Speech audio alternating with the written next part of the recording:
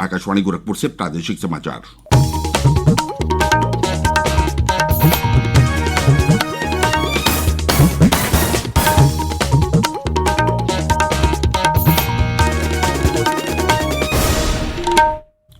नमस्कार, समाचार बुलेटिन के साथ मैं प्रमोद कुमार सिंह। पहले मुख्य समाचार। प्रधानमंत्री नरेंद्र मोदी ने आयुर्वेद के ज्ञान का उपयोग प्राचीनता और आधुनिकता के मिश्रण से करने का किया आह्वान। अयोध्या में दीपोत्सव 2020 में प्रज्वलित किए गए रिकॉर्ड 5,51,000 मिट्टी के दिए। राज्यपाल आनंदीबेन पटेल और मुख्यमंत्री योगी आदित्यनाथ ने किया भगवान श्री राम का दर्शन पूजन।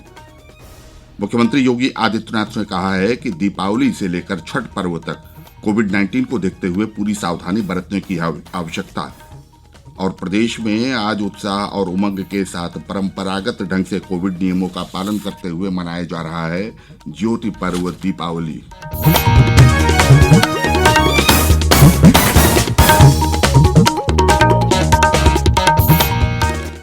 अब समाचार विस्तार से। प्रधानमंत्री नरेंद्र मोदी ने कहा है कि समूची मानवता के कल्याण को समर्पित आयुर्वेद भारत की विरासत है। कल आयुर्वेद दिवस के अवसर पर 2 अत्याधुनिक आयुर्वेदिक संस्थानों का वीडियो कॉन्फ्रेंसिंग के जरिए लोकार्पण करते हुए श्री मोदी ने कहा कि प्रत्येक भारतीय के लिए ये बात बड़ी प्रसन्नता की है कि हमारे परंपरागत ज्ञान को अब विदेशों में भी अपनाया जाने लगा है। ये संस्थान है गुजरात के जामनगर में आयुर्वेद अध्ययन और अनुसंधान संस्थान और राजस्थान के जयपुर में राष्ट्रीय आयुर्वेद संस्थान। उन्होंने कहा कि विश्व स्वास्थ्य संगठन ने भारत को परंपरागत चिकित्सा पद्धति का वैश्विक केंद्र स्थापित करने के लिए चुना है। श्री मोदी ने इस बात पर जोर दिया कि आयुर्वेद के ज्ञान को ग्रंथों, शास्त्रों और नुस्खों के दायरे से बाहर निकाला जाना चाहिए और इसका उपयोग आधुनिकता के साथ मिलाकर किया जाना चाहिए। उन्होंने कहा कि देश में आयुर्वेद पर अनुसंधान कार्य हो रहा है और 21वीं सदी के आधुनिक विज्ञान से प्राप्त ज्ञान को प्राचीन ज्ञान के साथ समन्वित किया जा रहा है।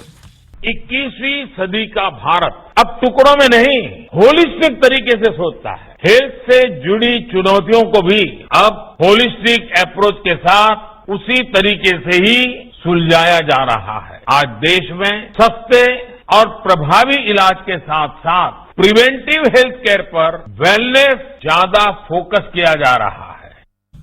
प्रधानमंत्री ने कहा कि आयुर्वेद आज सिर्फ वैकल्पिक चिकित्सा पद्धति नहीं रह गया है, बल्कि ये देश की स्वास्थ्य नीति का प्रमुख आधार बन गया है।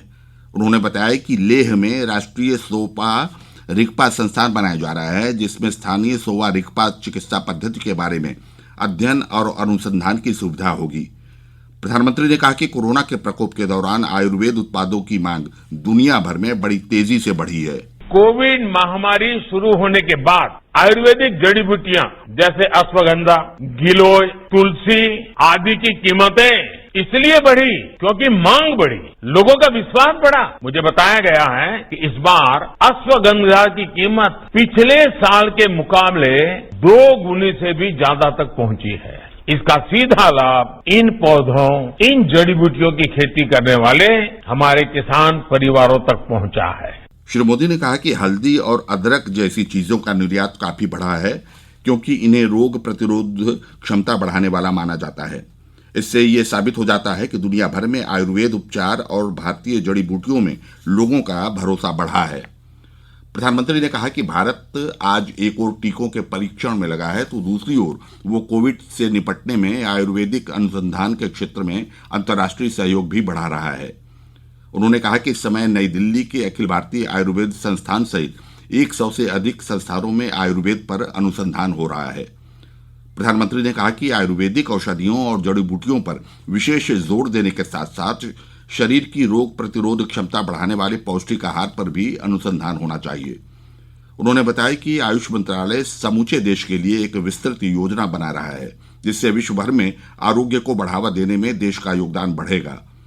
उन्होंने कहा कि विशेषज्ञों को किसानों की आमदनी बढ़ाने के उपाय खोजने चाहिए।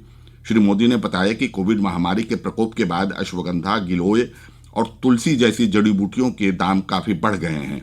किसान इनकी खेती करके फायदा उठा सकते हैं। मर्यादा पुरुषोत्तम भगवान श्री राम की नगरी अयोध्या में कल दीपोत्सव 2020 का आयोजन बड़े धूमधाम से किया गया।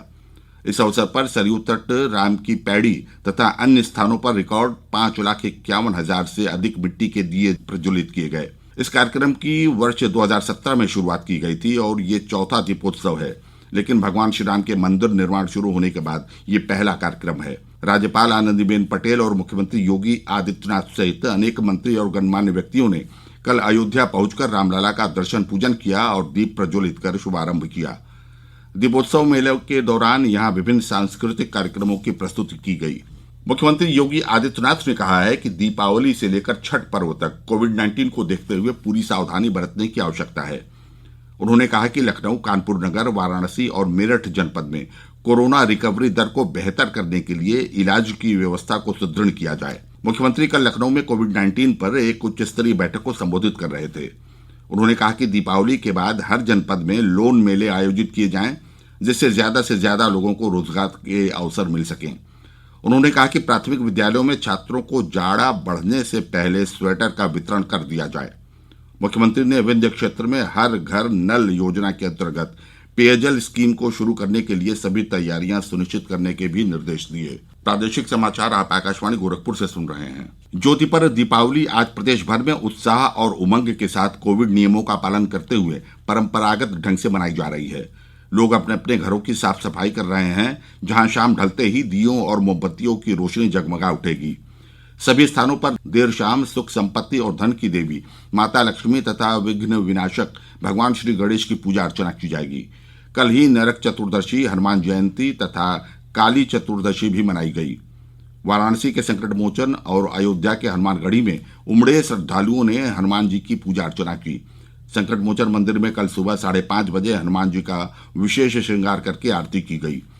राष्ट्रपति रामनाथ कोविंद, उपराष्ट्रपति एम वेंकैया नायडू और प्रधानमंत्री नरेंद्र मोदी ने देशवासियों को दीपावली की शुभकामनाएं दी हैं। प्रधानमंत्री नरेंद्र मोदी ने देशवासियों का आह्वान किया कि वे इस बार की दीपावली स्थानीय वस्तुओं से ही मनाएं। उन्होंने कहा कि इस बार की दीपावली को पूरी तरह स्थानीय उत्पादों का उपयोग करके मनाना हमारा संकल्प और दायित्व है। आजकल आप देख रहे हैं लोकल के लिए वोकल, वोकल फॉर लोकल, इसके साथ ही लोकल फॉर दिवाली, इसके मंत्र को, इसकी गूंज चारों तरफ अब सुनाई देने लगी है। मेरा बनारस के लोगों से भी और देशवासियों से भी मेरा कहना है, लोकल फॉर दिवाली को खूब प्रमोट करें, खूब प्रचार करें। हर एक व्यक्ति जब गर्व के साथ लोकल सामान खरीदेगा, लोकल की चर्चा करेगा, लोकल प्रोडक्ट का गौरव करेगा, नए नए लोगों तक ये बात पहुंचाएगा कि हमारे लोकल प्रोडक्ट कितने अच्छे हैं, कितने शानदार है, किस तरह हमारी पहचान है, तो ये बातें दूर दूर तक जाएगी। प्रधानमंत्री ने देशवासियों से अपील की है कि इस बार दीपावली पर वे एक एक दिया सैनिकों के सम्मान में जलाएं। एक ट्वीट में श्री मोदी ने कहा कि हमें उन जवानों के सम्मान में दिया जलाना चाहिए जो निर्भय होकर हमारे राष्ट्र की रक्षा कर रहे हैं। हमें अपने उन जाबाज सैनिकों को भी याद रखना है जो इन त्योहारों में भी सीमाओं पर डटे हैं, भारत माता की सेवा और सुरक्षा कर रहे हैं। हमें उनको याद करके ही अपने त्योहार मनाने हैं। हमें घर में एक दिया भारत माता के इन वीर बेटे बेटियों के सम्मान में भी जलाना है। मैं अपने वीर जवानों से भी कहना चाहता हूं कि आप भले ही सीमा पर हैं, लेकिन पूरा देश आपके साथ है। प्रदेश की राज्यपाल आनंदीबेन पटेल, मुख्यमंत्री योगी आदित्यनाथ, विधानसभा अध्यक्ष हृदय नारायण दीक्षित सहित विभिन्न राजनीतिक दलों के नेताओं ने प्रदेशवासियों को दीप पर्व दीपावली की शुभकामनाएं दी हैं। और अंत में बुलेटिन के मुख्य समाचार एक बार फिर। प्रधानमंत्री नरेंद्र मोदी ने आयुर्वेद के ज्ञान का उपयोग प्राचीनता और आधुनिकता के मिश्रण से करने का किया आह्वान। अयोध्या में दीपोत्सव 2020 में प्रज्वलित किए गए रिकॉर्ड 5,51,000 मिट्टी के दिए। राज्यपाल आनंदीबेन पटेल और मुख्यमंत्री योगी आदित्यनाथ ने किया भगवान श्री राम का दर्शन पूजन। मुख्यमंत्री योगी आदित्यनाथ ने कहा है कि दीपावली से लेकर छठ पर्व तक कोविड-19 को देखते हुए पूरी सावधानी बरतने की है आवश्यकता। और प्रदेश में आज उत्साह और उमंग के साथ परंपरागत ढंग से कोविड नियमों का पालन करते हुए मनाया जा रहा है ज्योति पर्व दीपावली। इसके साथ ही आकाशवाणी गोरखपुर से प्रादेशिक समाचारों का ये बुलेटिन समाप्त हुआ। नमस्कार।